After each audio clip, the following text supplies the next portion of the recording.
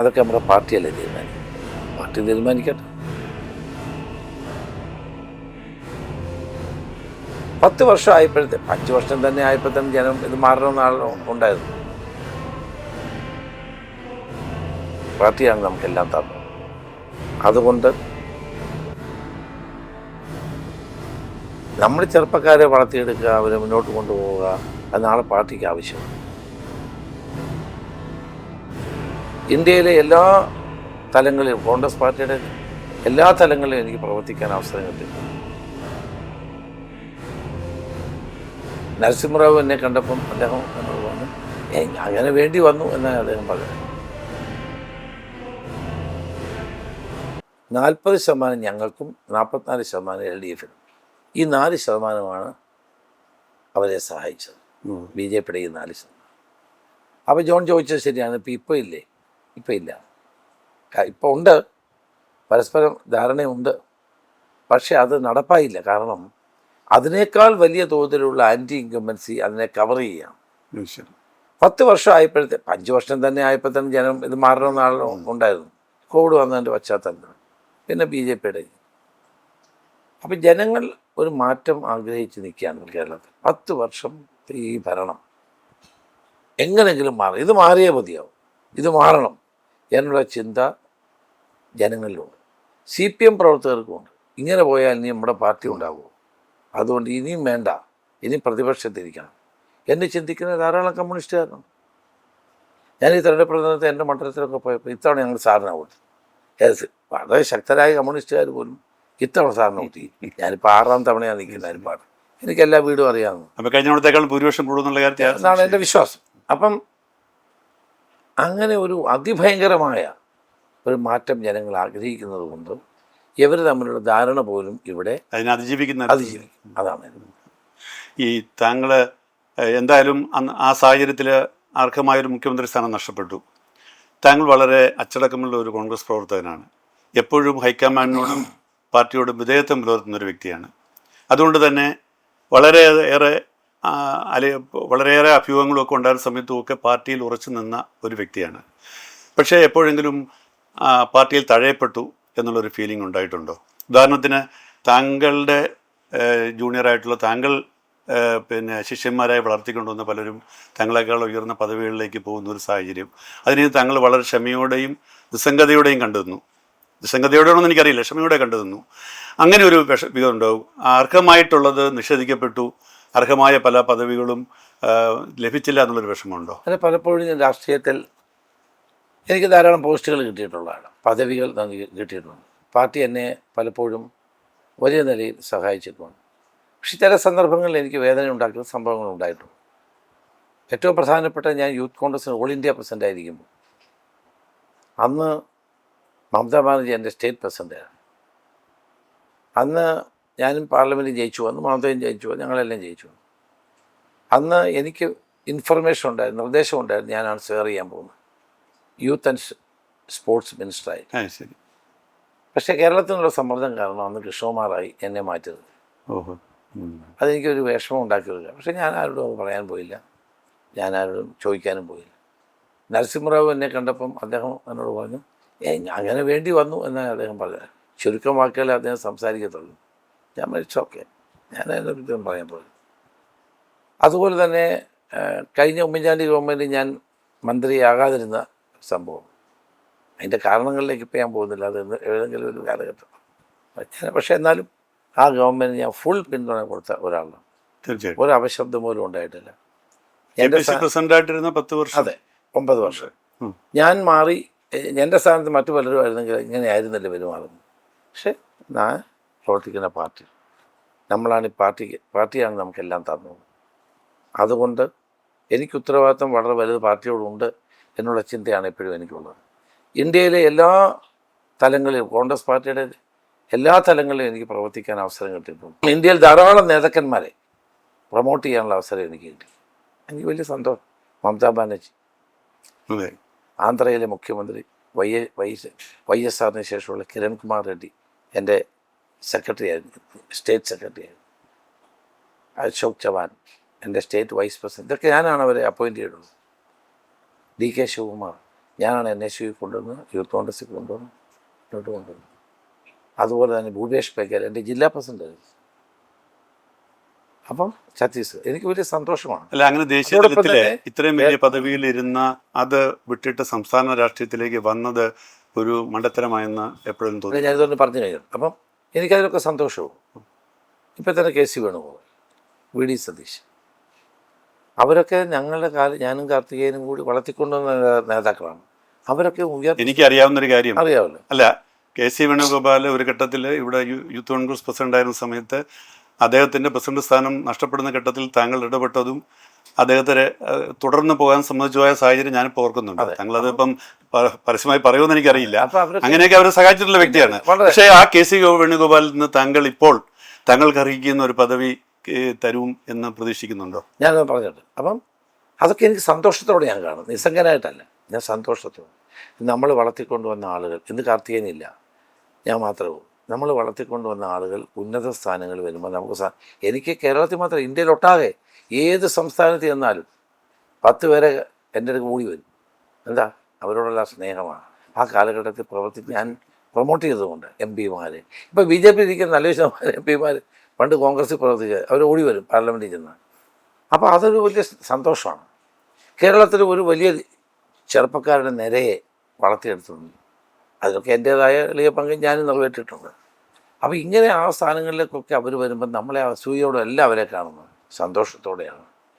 നാളെ അവരെങ്ങനെ നമ്മളോട് പെരുമാറുന്നതിനുള്ള അടിസ്ഥാനത്തിലൊന്നും അല്ല നമ്മൾ തീരുമാനിക്കും. ഓരോ സ്ഥാനങ്ങളിലേക്കും നമ്മൾ ഓരോരുത്തരെ പ്രോപ്പറായ ആളുകളെ നമ്മൾ ആ കാലത്ത് വെച്ചത്. ഉമ്മൻചാണ്ടി അത് ചെയ്തിട്ടുണ്ട്. പ്രോപ്പറായ ആളുകളെ ഞങ്ങൾ നേതാക്കളെ, ചെറുപ്പക്കാരെ കണ്ടെത്തി അവരെ നിയോഗിച്ചിട്ടുണ്ട്. കഴിഞ്ഞ നിയമസഭാ തെരഞ്ഞെടുപ്പിൽ 52 ചെറുപ്പക്കാർക്ക് നമ്മൾ അവസരം കൊടുത്തു. അപ്പം നമ്മൾ ചെറുപ്പക്കാരെ വളർത്തിയെടുക്കുക, അവരെ മുന്നോട്ട് കൊണ്ടുപോവുക, അത് നാളെ പാർട്ടിക്ക് ആവശ്യമാണ്. നാളെ അവർ നമ്മളോട് എന്ത് ചെയ്യുന്നു അല്ലെങ്കിൽ നമ്മളോടൊപ്പം ഉണ്ടോ എന്നൊന്നും നോക്കിയിട്ടല്ല നമ്മൾ ചെയ്തിട്ട്, അത് നമ്മുടെ കടമയാണ്. പാർട്ടിയെ നിലനിർത്താനുള്ള ഒരു കടമയുടെ ഭാഗമായിട്ടാണ് ചെയ്യുന്നത്. നമ്മളെ അങ്ങനല്ലേ കൊണ്ടുവന്നത്. എന്നെ കരുണാകരൻ ലീഡർ കണ്ടെത്തുകയും ആന്റണി എന്നെ ഹെൽപ്പ് ചെയ്തിട്ടുണ്ട്, കണ്ടെത്തുകയും പ്രൊമോട്ട് ചെയ്യുകയൊക്കെ ചെയ്തില്ല ഞാനിവിടെ വരും. അല്ല, താങ്കൾ ആത്മഹത്യയിൽ തന്നെ പറഞ്ഞിട്ടുണ്ട്, ചങ്ങനാശ്ശേരി NS കോളേജിൽ പഠിക്കുന്ന കാലത്ത് ഞാനിങ്ങനെ ഇത്രയും വലിയ പദവികളിലെത്തുമെന്നോ ഒരു കാലത്ത് ഒരു എത്തിയിട്ടില്ല. പക്ഷേ ഹിന്ദി പഠിച്ചതുകൊണ്ടും ചില ഭാഗ്യവും ദൈവാനുഗ്രഹവും കൊണ്ടാണ് സ്ഥാനത്തെത്തിയെന്ന് താങ്കൾ പറഞ്ഞിട്ടുണ്ട്. അതുപോലെ തന്നെ പക്ഷേ എന്നാലും അർഹതപ്പെട്ട ചിലത്, പ്രത്യേകിച്ച് ഏറ്റവും സീനിയറായിട്ടുള്ള കോൺഗ്രസ് നേതാവ് ഈ തവണ തെരഞ്ഞെടുപ്പിലെ ഏറ്റവും നിർണായകമായ സ്ഥാനത്ത് നിന്നുകൊണ്ട് ഇത് നയിച്ചവരിൽ ഒരാൾ, താങ്കൾക്ക് ഒരവസരം തരിക എന്നുള്ളത് വാസ്തവത്തിൽ അർഹിക്കുന്ന ഒരു കാര്യമല്ലേ? അത് താങ്കളത് അതൊക്കെ നമ്മുടെ പാർട്ടിയല്ലേ തീരുമാനിക്കും. പാർട്ടി തീരുമാനിക്കട്ടെ. പാർട്ടി എന്ത് തീരുമാനിച്ചാലും ഞാനത് അംഗീകരിക്കും. അതാണ് എൻ്റെ എപ്പോഴും. യുദ്ധത്തിനോ സർക്കത്തിനോ പണ്ടും ആരോടും യുദ്ധം ചെയ്തിട്ടില്ല. ഞാൻ യുദ്ധം ചെയ്യുന്നതൊക്കെ എൻ്റെ രാഷ്ട്രീയ എതിരാളികളോടാണ്. അത് നമ്മുടെ ഭാഗത്തുമ്പോഴുള്ള വിഷയങ്ങളല്ല. നമുക്കിപ്പോൾ എന്താണ് ആവശ്യം? കേരളം വീണ്ടെടുക്കണം. കേരളത്തിൽ കഴിഞ്ഞ 10 വർഷം കൊണ്ട് പിണറായി വിജയൻ വാസ്തവത്തിൽ നല്ല അവസരമല്ലേ കിട്ടി. ഒരു കേരളത്തിൻ്റെ മുഖ്യമന്ത്രിക്കും കിട്ടാത്ത അവസരമാണ്. കാരണം പാർട്ടിയിൽ എതിർപ്പില്ല, മുന്നണിയിൽ എതിർപ്പില്ല, അദ്ദേഹം പറയുന്ന വാക്കാണ് അവസാന വാക്ക്. അങ്ങനെ ഒരു മുഖ്യമന്ത്രിയും കേരളം ഭരിച്ചിട്ടില്ല. അച്യുതാനന്ദനെയൊക്കെ വീർപ്പ് മുട്ടിക്കുമായിരുന്നവർ, അല്ലേ? നമുക്കറിയാമല്ലോ. തീർച്ചയായിട്ടും ഒരു മുഖ്യമന്ത്രിക്കും ഇത്രയും ഒരു അവസരം കിട്ടിയില്ല. അപ്പം ഞാൻ കരുതിയത് ശ്രീ പിണറായി വിജയൻ കേരളത്തിന് ഒരു മാറ്റി എഴുതുമെന്നാണ് കരുതിയത്. പക്ഷേ പുള്ളിക്ക് ഇതെല്ലാം കൂടെ കൈപ്പിടിയിൽ കിട്ടിയത് തന്നെയാണോ പുള്ളിക്ക് പ്രശ്നമായി മാറിയത്? അമിതമായ വിലയിരുത്താൻ ഞാൻ വ്യക്തിപരമായി ആരെയും അങ്ങനെ പറയാൻ ആഗ്രഹിക്കുന്നു. പക്ഷേ അദ്ദേഹത്തിന് കുറച്ചുകൂടി കേരളത്തിൻ്റെ ഡെവലപ്മെൻറ്റിന് വേണ്ടി കാര്യങ്ങൾ ചെയ്യാമായിരുന്നു. കാരണം പാർട്ടി പ്രശ്നമില്ല, മുന്നണി പ്രശ്നമില്ല, അങ്ങനെ നല്ല ഉമ്മൻചാണ്ടിക്ക് 72 ഉള്ളൂ, മൂത്രം ഒഴിക്കാൻ പോയ സർക്കാർ താഴെ പോകുന്ന അവസ്ഥയായിരുന്നു. അതൊക്കെ കംഫർട്ടബിൾ മെജോറിറ്റി കിട്ടി. അങ്ങനെയൊക്കെ ഉണ്ടായിട്ടും അദ്ദേഹത്തിന് വേണ്ട പോലെ കേരളത്തെ മാറ്റാൻ കഴിഞ്ഞിട്ടുണ്ടോ എന്നത് ഒരു ആത്മപരിശോധനയ്ക്ക് അദ്ദേഹം തയ്യാറാവണം. ഞാനിപ്പോൾ അദ്ദേഹത്തെ അനാവശ്യമായി അങ്ങനെ വിമർശിക്കാനൊന്നും പോകുന്നില്ല. അപ്പം നമ്മളിൽ നിന്ന് ജനങ്ങൾ എന്താ പ്രതീക്ഷിക്കുന്നത്? ഒരു മാറ്റമാണ്. ഒരു ഉദാഹരണം ഞാൻ പറയാം. ഒരിക്കൽ ഞാനും പിണറായി വിജയൻ, ഞാൻ KPC പ്രസിഡന്റ്, അദ്ദേഹം പാർട്ടി സെക്രട്ടറി, ഞങ്ങൾ രണ്ടുപേരും കൂടി ക്രിസോസ്റ്റം തിരുമേനിയുടെ ഒരു ഫംഗ്ഷൻ തിരുവനന്തപുരം YMCA അദ്ദേഹം ഉണ്ടായിരുന്നു. അദ്ദേഹം ഞങ്ങളെ രണ്ടുപേരും കണ്ടിട്ട് പോയി. ഞാൻ കഴിഞ്ഞ മാസം അമേരിക്കയിൽ പോയി, പറയുന്നൊരു സ്റ്റൈലാണ്. പോയിട്ട് വന്നപ്പോൾ അവിടുത്തെ റോഡുകളൊക്കെ കണ്ടപ്പോൾ എനിക്ക് ഭയങ്കര സന്തോഷമായി, പക്ഷേ ദുഃഖവും ഉണ്ടായി. കേരളത്തിൽ ഇങ്ങനെ റോഡുകളില്ലല്ലോ. അപ്പോൾ പറഞ്ഞു, നിങ്ങൾ രണ്ടുപേരും രണ്ട് വ്യത്യസ്ത പാർട്ടിയുടെ നേതാക്കന്മാരാണ്. നിങ്ങൾ വിചാരിച്ചാൽ ഇവിടെ ഈ ഹൈവേ ഇപ്പോൾ 35 മീറ്റർ വേണമെന്ന് പറയുന്നത് 40 മീറ്റർ, 40-45 മീറ്ററിൽ എന്തുകൊണ്ട് നിങ്ങൾക്കിത് പണിഞ്ഞുകൂടാ? ഞങ്ങൾ ആ മീറ്റിംഗ് കഴിഞ്ഞ് ചായ കുടിക്കാനത് ഈ വിഷയം വീണ്ടും ചർച്ച ചെയ്തു. അപ്പോൾ പിണറായി കഴിഞ്ഞപ്പോൾ നമുക്കൊരു കാര്യം ചെയ്യാം, ഒരു ഓൾ പാർട്ടി മീറ്റിംഗ് വിളിക്കാം. അന്ന് ഉമ്മൻചാണ്ടിക്ക് 30 മീറ്റർ മതി, അച്യുതാനന്ദന് 30 മീറ്റർ മതി, സുധീറിന് 30 മീറ്റർ മതി, 45 മീറ്റർ ആർക്കും വേണ്ട. അപ്പം ഞങ്ങൾ എൻ്റെ അഭിപ്രായം 45 മീറ്റർ വേണമെന്നായിരുന്നു. പിണറായി വിജയനും പറയുന്നത് നമുക്ക് 45 മീറ്ററാണ് വേണ്ടത്. ഞങ്ങളൊരു ഓൾ പാർട്ടി മീറ്റിംഗ് വിളിച്ചു കൂട്ടി. അതിന് മുമ്പ് പുള്ളി പറഞ്ഞു, ഞാൻ LDFൻ്റെ യോഗം കൂടി തീരുമാനമെടുത്ത് വരാം. രമേശ് UDFൻ്റെ മീറ്റിംഗ് തീരുമാനമെടുക്കുക. ഞാൻ UDF മീറ്റിംഗ് വീരേന്ദ്രകുമാർ മാത്രമേ എതിർത്തു. ഞാൻ പറഞ്ഞു നടക്കില്ല, ഇത് നമ്മൾ നടപ്പാക്കും. അപ്പോൾ ഉമ്മൻചാണ്ടി സമ്മതിക്കത്തില്ല. പുള്ളിയുടെ പ്രശ്നം എന്താണെന്ന് വെച്ചാൽ ഈ ആളുകളുടെ സ്ഥലം എടുക്കും, അതുകൊണ്ട് അവരുടെ വേദന ഉണ്ടാവും, പ്രശ്നം ഉണ്ടാവും. അതുകൊണ്ട് നമ്മൾ വലിയ പ്രശ്നം ഉണ്ടാവും. അവരെ ദ്രോഹിക്കേണ്ട, നമുക്ക് 30 മീറ്റർ മതി. നമുക്ക് നടക്കില്ല. 30 മീറ്റർ കൊണ്ട് റോഡ് പണിയാണ്ട് ഇവിടെ റോഡ് പണി വേണ്ട. 45 മീറ്റർ റോഡ് പണിഞ്ഞില്ലെങ്കിൽ നമ്മുടെ ഭാവി തലമുറ നമ്മളോട് ദ്രോഹിക്കും. മനസ്സിലോടെ പുള്ളിയെ സമ്മതിച്ചു. പുള്ളി പ്രതിപക്ഷ നേതാവും, ഞാൻ KPC പ്രസിഡന്റ്, മുഖ്യമന്ത്രി അച്യുതാനന്ദനാണ്. പുള്ളി ഒരു വിധത്തിൽ സമ്മതിക്കത്തില്ല. അപ്പോൾ ഒരു കത്തുണ്ട് സുധീരൻ്റെ. അപ്പം ആദ്യം പിണറായി വിജയൻ സംസാരിച്ചു 45 മീറ്റർ വേണം. രണ്ടാമത് ഞാൻ അതിനെ പിന്തുണച്ചുകൊണ്ട് സംസാരിച്ചു. അപ്പോൾ ഘടകകക്ഷികൾ ഓരോരുത്തർ സംസാരിച്ചു.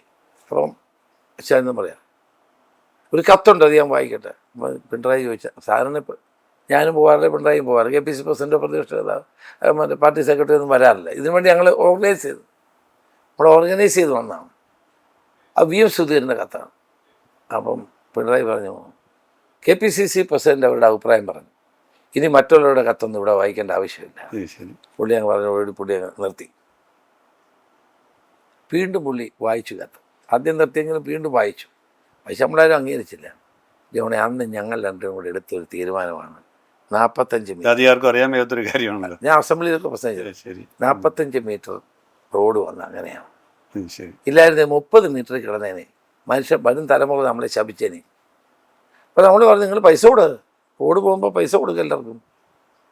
ഇപ്പം ഇങ്ങോട്ട് വരിക ആളുകൾ റോഡിൽ സ്ഥലം എടുക്കും. നമുക്ക് ഇപ്പോൾ UDF അധികാരത്തിൽ വന്നാൽ ഇപ്പോൾ ഒരു സാങ്കല്പിക ചോദ്യം, താങ്കൾ തന്നെ മുഖ്യമന്ത്രിയാകുമെന്ന് കരുതുക, ഇത്തരത്തിലുള്ള ഇതുപോലുള്ളൊരു സഹകരണം പ്രതിപക്ഷത്തു നിന്ന് കിട്ടുമോ?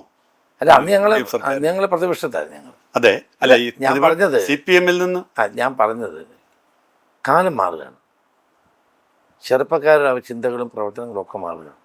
മാർക്സിസ്റ്റ് പാർട്ടി കുറേയേറെ മാറിയിട്ടുണ്ട് ഇപ്പോൾ, സത്യമാണ്. പഴയ മാർക്സിസ്റ്റ് പാർട്ടിയല്ല, ട്രാക്ടർ കത്തിച്ച് സമരം നടത്തി. എന്നാലും രാഷ്ട്രീയ വിദ്വേഷത്തിന്റെ പേരിൽ പലപ്പോഴും കമ്പ്യൂട്ടർ വേണ്ടാന്ന് പറഞ്ഞ് സമരം ചെയ്തവർ, അതുപോലെ TV വന്നപ്പോൾ വിഡ്ഢിപ്പെട്ടിയാണെന്ന് ആ കാലം കഴിഞ്ഞപ്പോൾ അത് കഴിഞ്ഞു. അപ്പോൾ ഒരു രാഷ്ട്രീയ പാർട്ടിക്കും ഇനി പഴയ തലത്തിലേക്ക് തിരിച്ചു പോകാൻ പറ്റില്ല. അതൊക്കെ നമ്മുടെ മാറ്റം അതിഭയങ്കരമാണ്. കമ്മ്യൂണിക്കേഷൻസിൻ്റെ അതിവിപുലമായ മാറ്റമാണ്. ലോകത്തൊരു പാർട്ടിക്കും കഴിയത്തില്ല. അപ്പം തീർച്ചയായിട്ടും ആര് ഭരിച്ചാലും ആര് വന്നാലും ചില കാര്യങ്ങളിൽ യോജിച്ച് തീരുമാനിച്ച് മുന്നോട്ട് പോകേണ്ടി വരും. ഇന്ന് കേരളം നേരിടുന്ന ഏറ്റവും വലിയ പ്രശ്നം എന്താണ്? കേരളം ഒരു വൃദ്ധസദനമായി മാറുകയാണ്. നമ്മുടെ ചെറുപ്പക്കാരൊക്കെ ഇന്ത്യ വിടുകയാണ്, കേരളം വിടുകയാണ്. അതെന്തുകൊണ്ടാണെന്ന് നമ്മൾ പരിശോധിക്കണം. ഇവിടെ അവർക്ക് ഗ്ലോബൽ സ്റ്റാൻഡേർഡുള്ള വിദ്യാഭ്യാസ സ്ഥാപനങ്ങളില്ല, മികച്ച യൂണിവേഴ്സിറ്റികളില്ല, പഠിച്ചാൽ ജോലി കിട്ടില്ല, ജീവിതം നശിപ്പിക്കാൻ അവർക്ക് താല്പര്യമില്ല. അതുകൊണ്ട് ഏറ്റവും പെട്ടെന്ന് അവർ നാട് വിടും. പിന്നെ അപ്പൊ അതിനായിരിക്കുമോ ഈ UDF സർക്കാരിന്റെ പ്രയോറിറ്റി? അതിന് വലിയ പ്രയോജനം. ഇവിടുത്തെ യുവാക്കളെ കേരളത്തിൽ തന്നെ പിടിച്ചു നിർത്തത്തക്ക രീതിയിൽ ഇവിടുത്തെ വിദ്യാഭ്യാസ സംവിധാനം മാറ്റുക, വിദേശ യൂണിവേഴ്സിറ്റികളെ ഇവിടെ കൊണ്ടുവരിക. അതിപ്പോ LDF സർക്കാർ തന്നെ അതിന് പിന്നെ ഏറെക്കുറെ അംഗീകാരം കൊടുത്തിരുന്നു, അവർ നടപ്പാക്കിയില്ലെങ്കിൽ. മാത്രമല്ല ഇൻവെസ്റ്റ്മെന്റ് വരിക, അതാണ് ഏറ്റവും പ്രധാനം. Investment is the new Mantra in the today. ഇപ്പം ഉദാഹരണം, കേരളത്തിൻ്റെ FDI 300 കോടി മാത്രമാണ്. ഇതാലോചിച്ച് നോക്കും, കേരളം പോലെ അതിമനോഹരമായ ഈ സംസ്ഥാനത്ത് ഫോറിൻ ഡയറക്റ്റ് ഇൻവെസ്റ്റ്മെൻറ്റ് 300 കോടിയേ ഉള്ളൂ. അതേസമയം എനിക്ക് ചാർജുള്ള മഹാരാഷ്ട്രയിൽ ട്രില്യൺ. അപ്പോൾ ഇൻവെസ്റ്റ്മെൻറ്റ് വരണം. ഇൻവെസ്റ്റ്മെൻറ്റ് വന്നാലേ ഡെവലപ്മെൻറ്റ് ഉണ്ടാവും, ഇൻവെസ്റ്റ്മെൻറ്റ് വന്നാലേ എംപ്ലോയ്മെൻറ്റ് ഉണ്ടാവും, എംപ്ലോയ്മെൻറ്റ് ഉണ്ടെങ്കിൽ പ്രോസ്പെരിറ്റി ഉണ്ടാകും. കേരളം പ്രോസ്പെരിറ്റി ഉണ്ടാകുന്ന സംസ്ഥാനമായി മാറണം. മാത്രമല്ല ഇവിടെ വലിയ വലിയ ഫാക്ടറികൾ വരാൻ സാധ്യതയില്ല. നമുക്ക് ലാൻഡില്ല. ഒരു ഭാഗത്ത് സഹ്യപർവ്വതം, ഒരു ഭാഗത്ത് ബാക്ക് വാട്ടർ, അപ്പുറത്ത് കടൽ. അപ്പം നമുക്ക് പുരോഗതി ഉണ്ടാകുന്നത് ഏത് മേഖലയിലാണ്? സർവീസ് സെക്ടറാണ്. കമ്പ്യൂട്ടർ. കേരളത്തിൽ ഇന്ത്യയിലെ ആദ്യത്തെ ടെക്നോ പാർക്ക് നമ്മുടെയാണ്. അത് വളരെ ഇപ്പം തന്നെ വലിയ ലാഭത്തിലാണ്. അപ്പം നമ്മൾ അന്ന് തന്നെ കൂടുതൽ ശ്രദ്ധ കേന്ദ്രീകരിച്ചിരുന്നെങ്കിൽ ഹൈദരാബാദിലും ബാംഗ്ലൂരിലും ഒന്നും നമ്മുടെ ചെറുപ്പക്കാർ പോയില്ലായിരുന്നു. അപ്പം ഇപ്പം 6 മാസം സൂര്യപ്രകാശം കാണാത്ത കാനഡയിലേക്ക് പോകുന്ന ചെറുപ്പക്കാർക്ക് ഇവിടെ അവസരം കൊടുത്താൽ അവരോട് നിൽക്കത്തില്ലേ? അപ്പം അതിനാവശ്യമായ ഇൻവെസ്റ്റ്മെൻറ്റുകൾ ഉണ്ടാകണം. അതിനാവശ്യമായ ഇച്ഛാശക്തിയോടെ പ്രവർത്തിക്കാൻ തയ്യാറാകണം. അതാണ് ഗവൺമെൻറ് ചെയ്യേണ്ട ഏറ്റവും പ്രധാനപ്പെട്ട കാര്യം എന്ന് ഞാൻ വിശ്വസിക്കുന്നു. അപ്പോൾ ഇത്രയേറെ സ്വപ്നങ്ങൾ ഉള്ള താങ്കൾക്ക് മുഖ്യമന്ത്രിയാകാൻ കഴിഞ്ഞില്ലെങ്കിൽ UDF നയിക്കുന്ന മന്ത്രിസഭയിൽ ഉണ്ടാകുമോ? ഇതൊക്കെ സാങ്കല്പിക ചോദ്യമാണ്. കാരണം 4-ാം തീയതിയാണ് വോട്ടെണ്ണുന്നത്. വോട്ടെണ്ണി UDFന് ഭൂരിപക്ഷം കിട്ടണം. ഭൂരിപക്ഷം കിട്ടിക്കഴിഞ്ഞാൽ പാർട്ടി ആലോചിക്കും എന്താ ചെയ്യേണ്ടത്. അതിപ്പോൾ നമ്മളൊരു മറുപടി എന്നിൽ നിന്ന് ജോൺ മുണ്ടക്കയം പ്രതീക്ഷിക്കില്ല എന്ന് ഞാൻ വിശ്വസിക്കുന്നു. എന്തായാലും ഇത്ര സമയം സംസാരിച്ചത് നല്ല ചോദ്യമായിരുന്നു. വളരെ ഇൻട്രസ്റ്റിംഗ് ആയിരുന്നു. Thank you. Thank you very much.